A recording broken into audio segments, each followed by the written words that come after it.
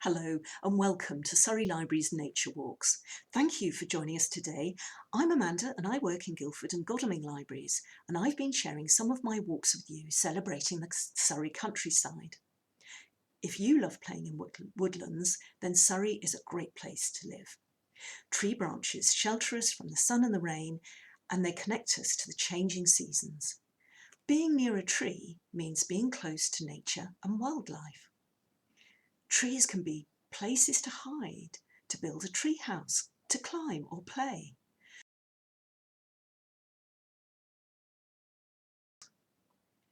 Have you ever built a den in a wood?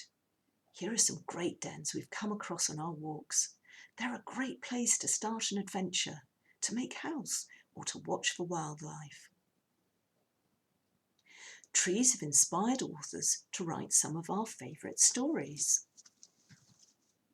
Beatrix Potter's Peter Rabbit and his family lived in a sandbank underneath the root of a very big fir tree. And of course, Squirrel Nutkin and Timmy Tiptoes live in the trees. Mary Pope Osborne's books about the magic tree house whisk children on adventures with pirates, castles, dinosaurs and more. Enid Blyton's Magic Faraway Tree books take children on magical adventures. Enid Blyton lived in Hook in Surrey for a short while, and her books have been children's favourites for many years. Many of her books were inspired by nature in Surrey, with fairies, elves and goblins inhabiting trees and flowers.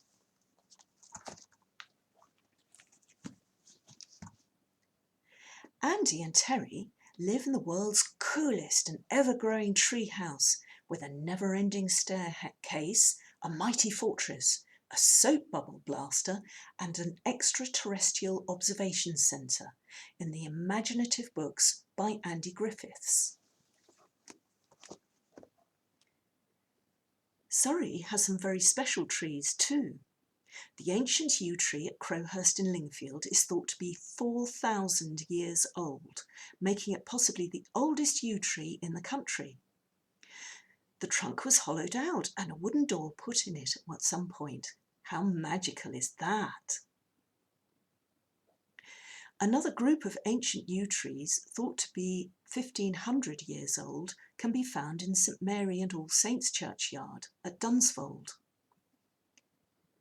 Do you have a favourite tree, and what makes it special to you? Maybe you could write a story or a poem inspired by your tree.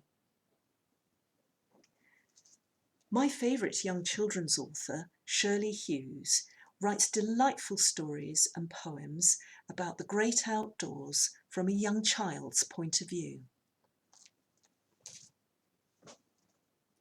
There are lots of crafts you can do at home inspired by trees. You could start a leaf collection. Collect and keep leaves in one of your homemade scrapbooks. You could even collect different leaves in each season and keep a record of the leaves you find in spring, summer, autumn and winter to show how leaves change during the year. Or you could do some leaf rubbings with coloured crayons and paper and create your own magical tree. Today, I thought it would be fun to look for wildlife in your garden or a wood or your playground. For this activity, all you really need are your observant eyes for looking. But if you want to take a closer look, you might want to use a magnifying glass, a camera or a phone camera if you have one, some binoculars if you have some, and a notebook and pencil if you want to record what you see. You might also want to look up your findings in guidebooks on bugs, trees and butterflies, and you can borrow some of those from Surrey Libraries.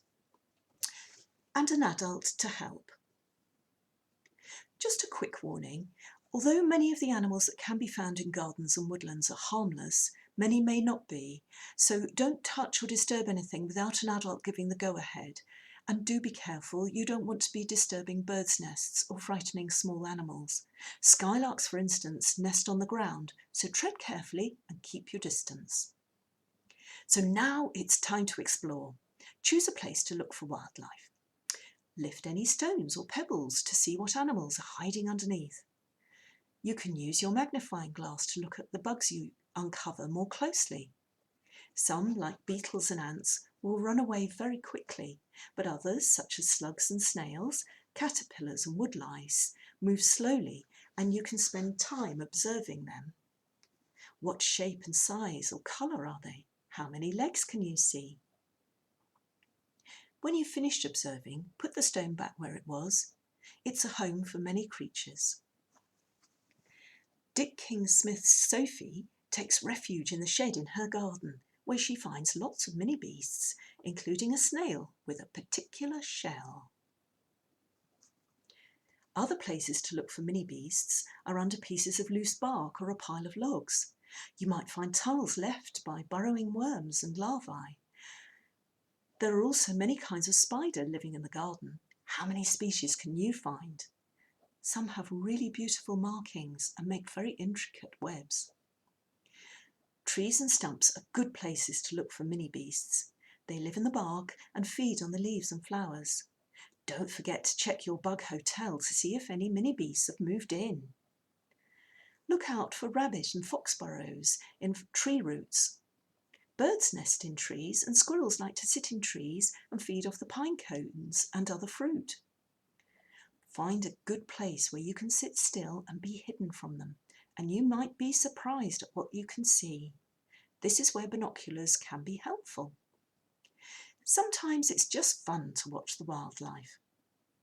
If you've enjoyed your wildlife safari and would like to find out more about what you see, you can start making a record of what you find and look for more information in some of the excellent books you'll find in Surrey Libraries.